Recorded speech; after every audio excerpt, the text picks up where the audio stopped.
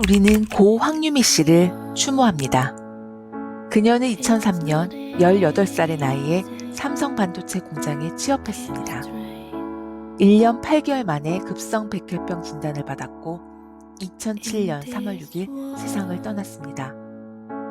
황유미 씨의 죽음은 단순한 개인의 비극이 아니었습니다. 그것은 반도체 산업의 직업병 문제를 세상에 알린 시작이었습니다. 반도체 노동자의 건강과 인권 지킴이 반올림과 함께 깨어있는 노동자, 시민들은 반도체 산업의 직업병 문제를 공론화하고 기업과 정부의 책임을 요구해왔습니다.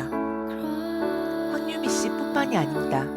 김선우 씨는 18살의 나이에 반도체 회사에서 일을 하다가 독성 간 질환에 걸려 간 이식 수술을 받았습니다. 그 외에도 많은 청년 노동자들이 백혈병, 암, 희귀질환 등 유해 화학물질에 의해 생명을 잃거나 고통을 받고 있습니다.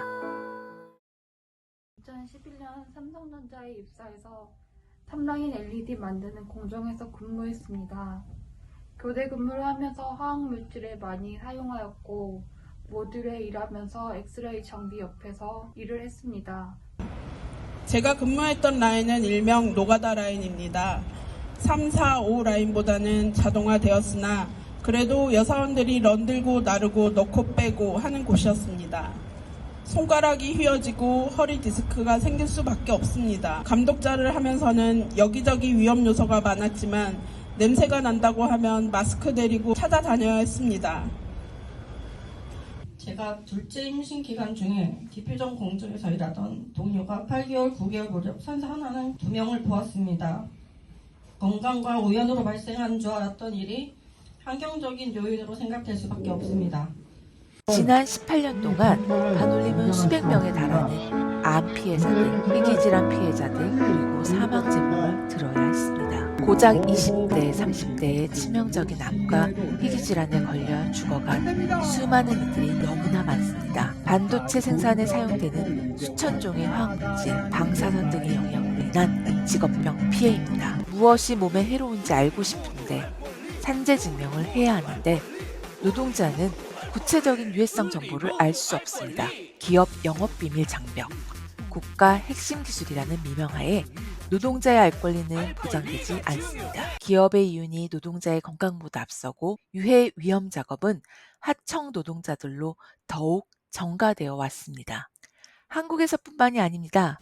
미국 실리콘밸리 지역 IBM 등 반도체 직업병 피해는 아시아로 넘어와 한국, 중국, 베트남, 인도네시아, 말레이시아, 인도 등으로 더 싼 인력을 찾아 위험히 이동하고 있습니다.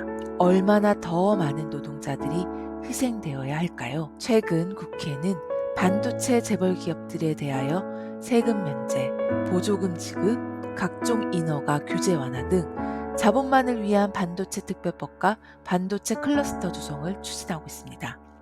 삼성 SK의 법인세를 7조 원이나 감면해주는 K칩스법도 통과되었습니다. 재벌을 위한 반도체 특별법은 연일 보도하고 있지만 반도체 노동자들의 생명 건강권을 말하는 경우는 없습니다.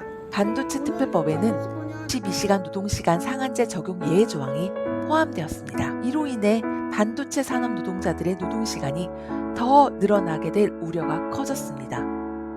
우리는 일하는 기계가 아닙니다. 우리는 과로하며 건강을 해치기 위해 일하는 것이 아닌 보다 나은 삶을 살기 위해 일하는 것입니다.